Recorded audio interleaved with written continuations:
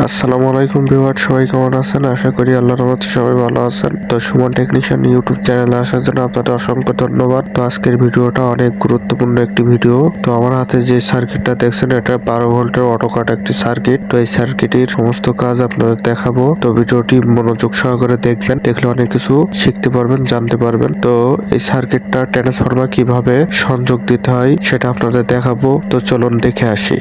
যেটা এখানে 6 ampere transformer দেখতে পাচ্ছেন, 12 ভোল্ট, 12 0 12 তো এখানে ভিউয়ার্স দেখুন যে এটাতে যদি আপনারা দেখেন তাহলে 12 12 এবং কমন, ঠিক আছে। তো ট্রান্সফরমারের আমরা মূলত এটা এই যে দুই পাশে যে তার দেখতে পাচ্ছেন, এই দুইটা তার কিন্তু মূলত এটা 12, এটা 12, আর এটা হচ্ছে আপনার কমন।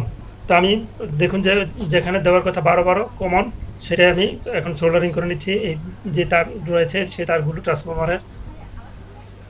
তো ভিউয়ার্স একটু ভালো করে লক্ষ্য করুন যে দেখুন আমি 12 12 এবং কমন করে নিয়েছি। যদি এই যে আপনারা যদি একটু আমি সার্কিটটি ঘুরে নিই, তাহলে 12 12 এবং যে কমনটা রয়েছে এই কমন তারটি আমি কমনে এখানে সোল্ডারিং করে নিলাম। এই যে দেখুন একটু ভালো করে দেখুন যে 12 12 এবং কমন। তো এখন যে আমার এরপরে কাজ রয়েছে, আপনারা দেখুন যে আমি এই পাশে কিন্তু ট্রান্সফরমার, এই পাশে কিন্তু এসি লাইন দিয়েছি, যেটা আমরা মূলত ফুল এসি লাইন। এটা আপনারা সবাই জানেন যে এটার এসি লাইন এই পাশ দিয়ে ইন হয় আর এই পাশ দিয়ে ডিসি বের হয়। তো এখন ভিউয়ার্স আমার কাছে রয়েছে, দেখুন যে ব্যাটারির যে দুটি কানেকশন, আপনারা একটু খেয়াল করবেন ভালো করে। এই যে দুটি কানেকশন রয়েছে, তো এখানে ক্লাম্প বা যেটা আপনারা বলে থাকেন ক্লিপ, তো ব্যাটারি ক্লিপ। তো এটা পজিটিভ ধরেছি, এটা নেগেটিভ করেছি।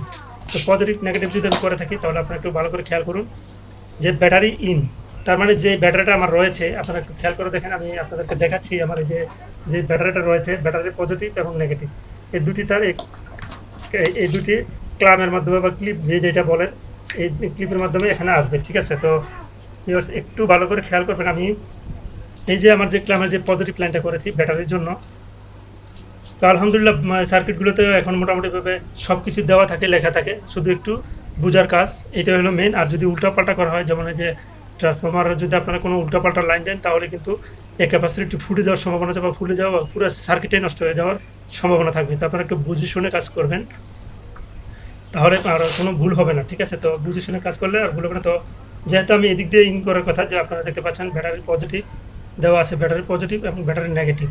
তো আমি এখন দেখুন যে আমি ব্যাটারি পজিটিভ এই যে আমি এখানে পাচ্ছি অপর পাশে, তারপরে এই বিপরীত সাইডে আমি ব্যাটারি নেগেটিভ পাচ্ছি। তো আমি ব্যাটারি পজিটিভ নেগেটিভ আমি সোল্ডারিং করে আপনাদেরকে বুঝিয়ে দিচ্ছি। ভিউয়ার্স একটু খেয়াল করেন, দেখুন যে আমি ব্যাটারি পজিটিভে দিচ্ছি, আমার যে ব্যাটারি লাইনটা আসছে এই ইনে, আর ব্যাটারি নেগেটিভ যেটা, এটা আমি ব্যাটারি নেগেটিভ ইনে সোল্ডারিং করে। তো দেখুন একটু খেয়াল করে, ব্যাটারি নেগেটিভে আমি কালোটা দিয়েছি আর ব্যাটারি পজিটিভে আমি লালটা দিয়েছি। তার মানে ব্যাটারি পজিটিভ নেগেটিভ হয়ে গেল। তো এখন ভিউয়ার্স আমি মূলত যে আমার ক্লামগুলো রয়েছে, তো আমি এগুলো ব্যাটারির মধ্যে আমি সেট করে নিচ্ছি, ঠিক আছে। এখানে ক্লিপগুলো আমি বসিয়ে নিচ্ছি যাতে আমার রিলেটা এখানে সার্কিটের কাজ করাতে পারি। তো দেখুন এখানে এই যে যে সার্কিটটি রয়েছে, তো এখানে দুটি এলইডি থাকার কথা, এটা মূলত যেখান থেকে আনা হয়েছে এখন এলইডিগুলো দেয়নি। তো আমি এলইডিগুলো লাগিয়ে নিচ্ছি, তাহলে আমি বুঝতে পারবো পুরোপুরি আমার চার্জিং কতটুকু, ফুল চার্জ কোথায় যাচ্ছে। তো যাই হোক ভিউয়ার্স, আমি ওরা যেহেতু এলইডিগুলো লাগাইনি, তো আমি এলইডিগুলো লাগিয়ে নিলাম। তো এখন আমি এসি লাইন দিচ্ছি। এসি লাইন দেওয়ার পর আমি ব্যাটারিতে লাইন দেবো, ঠিক আছে। তো আপনারা দেখুন যে এসি লাইন দেওয়ার পরে তো এই যে লাইন দুটি লাইট জ্বলে উঠছে, তো এলইডিগুলো। তো এখন ভিউয়ার্স দেখুন যে আমি যখন ব্যাটারি লাইনটা দেবো, আমার সার্কিটটি যদি ঠিক থাকে তাহলে এটা রিলেটা মানে ঠাস ঠাস করে বাড়িতে থাকবে, ঠিক আছে। তো আমি এখন লাইন দিচ্ছি ব্যাটারি লাইন। আপনারা দেখেন যে আমার যে ক্লাম রয়েছে দুটি, আমি ব্যাটারি লাইন দিচ্ছি। তো আমি এই যে দেখুন ব্যাটারি লাইন দেওয়ার সাথে সাথে আমার সবুজ লাইটটি অফ হয়ে গেছে, ঠিক আছে। তো এখন তো ব্যাটারি লাইন দিয়েছি। তো এখন মূলত আমি ব্যাটারিতে আপনারা খেয়াল করবেন, একটু যদি ভালো করে খেয়াল করেন তাহলে আমি যে আমার মিটারটি রয়েছে সেই মিটারের মাধ্যমে মাপ দেবো যে আমার ব্যাটারি কতটুকু উঠতেছে, ঠিক আছে। তো ব্যাটারি এখন ভিউয়ার্স আমি মিটারের মাধ্যমে মাপতেছি। আপনি দেখেন, একটু দেখুন যে এখন 12.82 এর উঠে গেছে। তো আমি 13.5 ভোল্ট উঠলে মোটামুটি দেখুন যে আমি আমার মিটারে দুটি লাইন দিয়েছি, ঠিক আছে। এই যে দেখুন, তো 13.5 মোটামুটি উঠে গেলে আমি কাট করে দেবো। তো এখন তো পুরোপুরি 1 মিনিট দেখানো সম্ভব না। তো আমি 13.5 ওঠার পরে কীভাবে কাট করতে হয় সেটা আমি আপনাদেরকে দেখাচ্ছি।